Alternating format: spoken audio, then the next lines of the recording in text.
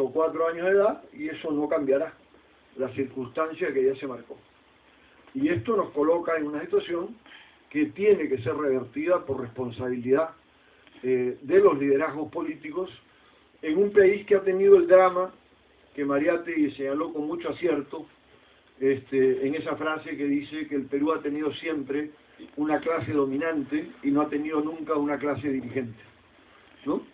Que apunta a decirnos lo que ha habido es un núcleo de conducción política del país que ha vivido exprimiendo al país, pero no dándole un rumbo al país, más allá de los beneficios que pudiera obtener el núcleo directriz del país como tal. Y ese reto es el reto que buscamos encarar con este proceso, que se plantea claramente un proceso de cambios por la vía política, por la vía democrática y por la vía de la movilización social y política. Eso implica construir un país de ciudadanos y construir un país de ciudadanías colectivas. Construir un país de ciudadanos implica construir un país donde la población tiene derecho a opinar, tiene derecho a elegir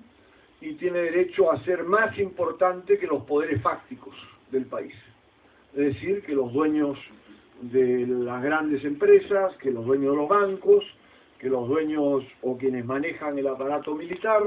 y quienes manejan los medios de comunicación, ¿no? Y tiene derecho a definir su destino. Eso implica una construcción de un país de ciudadanos. Y la construcción de ciudadanías colectivas implica el reconocimiento de que somos un país plural, somos un país diverso, somos un país de etnias, somos un país de culturas diversas, somos un país que tiene 2/3 partes de los pisos ecológicos y de los climas del mundo, somos un país pluricultural, no solamente de quechuas, aymaras y etnias amazónicas, sino que el incanato implicó evidentemente la dominación de un conjunto de culturas y pueblos que fueron sometidos, integrados a el desarrollo del imperio. Somos un país extremadamente diverso. Y el reconocimiento de esa diversidad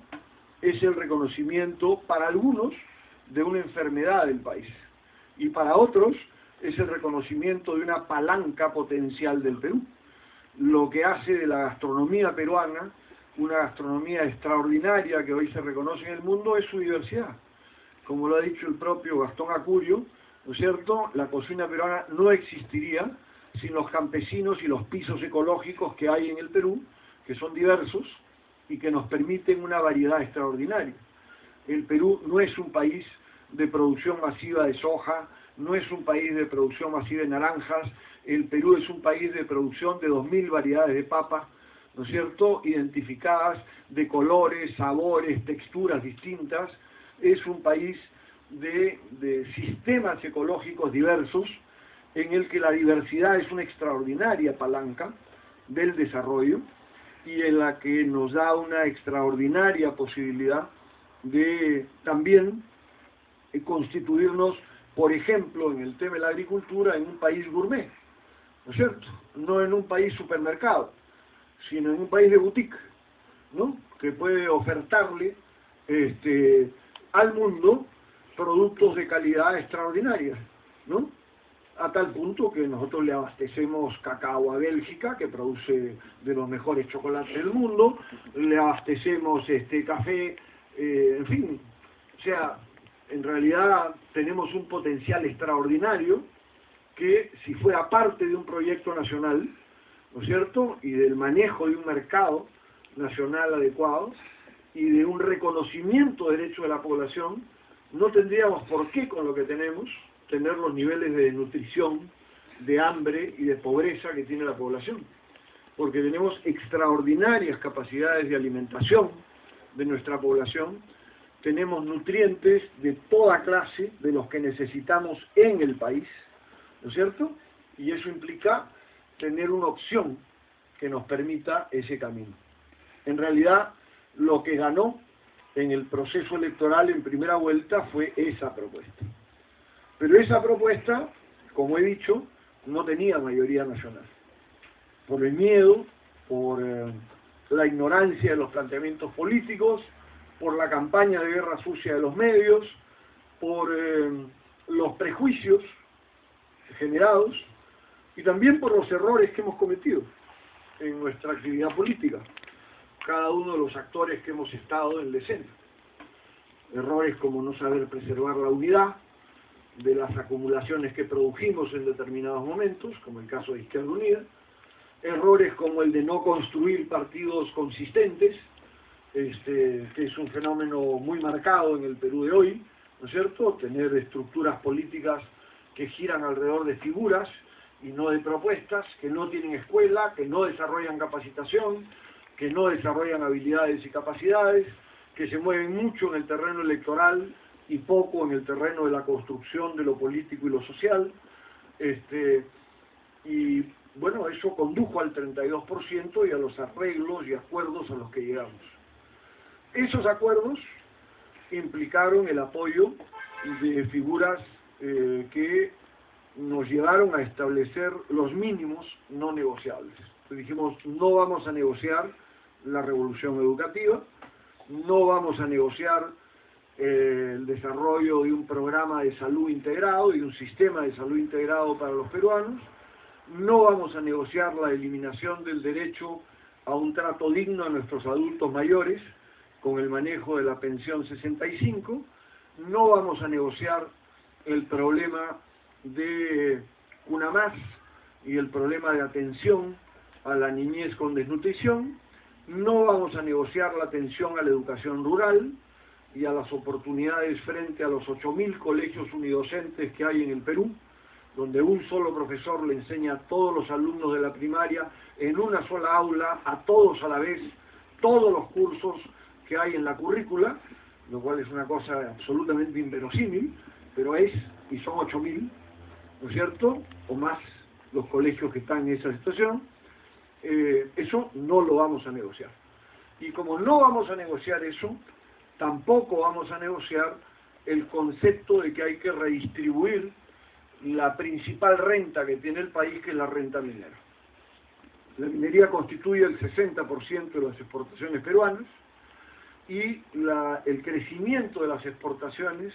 y de los precios en el mercado mundial, que no son producto ni de Fujimori, ni de Toledo, ni de García,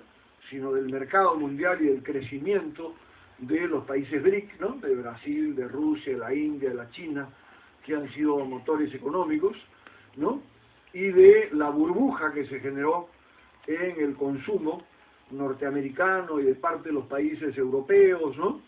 en este terreno, produjeron una elevación de precios. Y otra vez vivimos otro sueño del guano, otro sueño del salitre, otro sueño del caucho en el país. Y los ingresos mejoraron y los gobiernos se encontraron con mayores recursos, pero no cambiaron la concepción del desarrollo. Entonces dijimos, aquí hay que rediscutir determinados temas que implican una discusión de cuál es la relación entre mercado y Estado. Y nosotros queremos otra relación entre mercado y Estado. No queremos una relación de un mercado sin regulaciones,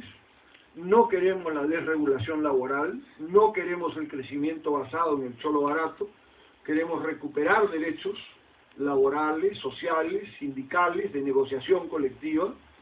queremos frenar el tema de los servicios, las contratas, los mecanismos de sobreexplotación del trabajo, y queremos participar de otra manera de la renta que generan nuestros recursos, ¿no es cierto?, para orientar esa parte de la renta a desarrollar capacidades y servicios para la población, todo lo que hemos dicho, revolución educativa, en fin, pero también lo queremos para desarrollar procesos de transformación de lo nuestro y para generar un aparato de Estado que tenga presencia estratégica en algunos sectores. Por eso ya se ha definido por la nueva presidencia de Petroperú, que hoy día tiene una figura como Humberto Campodónico, al que muchos de ustedes habrán leído, y que es el nuevo presidente de Petroperú, una política donde los siguientes contratos de concesión petrolera serán al partir. entre el Estado y el inversionista privado. Y Petroperú recuperará la capacidad de ser una empresa con capacidad de explotación de minerales, de petróleo y de gas, y se convertirá en una empresa que recupere parte de ese patrimonio y de esa renta para el país. Y hemos planteado que no era negociable el tema de recuperar el total del lote 88 del gas de Camisea para que sea base de un plan energético basado en nuestra energía, más limpia y más barata, y que nos permita también el desarrollo de una petroquímica que nos permita una línea de punta en el desarrollo industrial del país, ¿no es cierto? Y hemos planteado, y hay diversos proyectos en este terreno, de recuperar mecanismos de esa renta para generar proyectos de inversión y desarrollo, y por supuesto está planteada también la necesidad de recuperar para el país no solo renta, sino manejo del recurso, porque en el caso de Camisea no está planteada la modificación de la renta, aunque también esté en discusión la regalía que están pagando, que es realmente mísera, ¿no es cierto?, sino que lo que está centralmente en discusión es si los peruanos tenemos derecho a usar nuestro gas o no, o si es el concesionario el que decide el uso del recurso natural. Y como establece la actual constitución fujimorista, el recurso natural es propiedad de la nación en tanto y en cuanto esté en el subsuelo. Una vez que deja de estar en el subsuelo, el concesionario tiene propiedad real del recurso y define el destino del uso del recurso. Este es un tema que modifica radicalmente la soberanía del país y la posibilidad de un proyecto de desarrollo. Y es por supuesto un tema que le interesa no solo al país y a los consumidores en general, le interesa también a los empresarios, porque a ellos les interesa un transporte más barato y más limpio, les interesa una energía más barata y segura, y eso es parte de sus costos de producción, y es parte de la posibilidad de un entendimiento entre sectores sociales diversos para buscar objetivos comunes que tienen que ver con desarrollo del país, calidad de vida y condiciones de desarrollo del mercado interno. Entonces, estos temas fueron planteados en el entendimiento y así se aceptaron. Otros temas dejaron de ser planteados como un centro de la concertación. Dejó de ser planteado el tema, con la claridad que lo planteamos, de una reforma tributaria. Y el tema se limitó más al tema de la renta de los recursos naturales, cuando nuestro planteamiento de reforma tributaria era bastante más amplio. Era un planteamiento que iba con la lógica de que pague más el que gana más, porque el país tiene una recaudación tributaria que es vergonzosa. Recauda 15% del Producto Bruto Interno, ¿no es cierto? O sea, 15 de cada 100 dólares que se producen es lo que recauda el gobierno central. Brasil recauda 35, Argentina recauda 30, y Bolivia, del que algunos se ríen cuando se le menciona, recauda 20, ¿no es cierto? El Perú recauda 15, y el objetivo que ha dado el ministro de Economía actual, el que tenemos del gobierno actual, es lograr el récord de pasar a 18,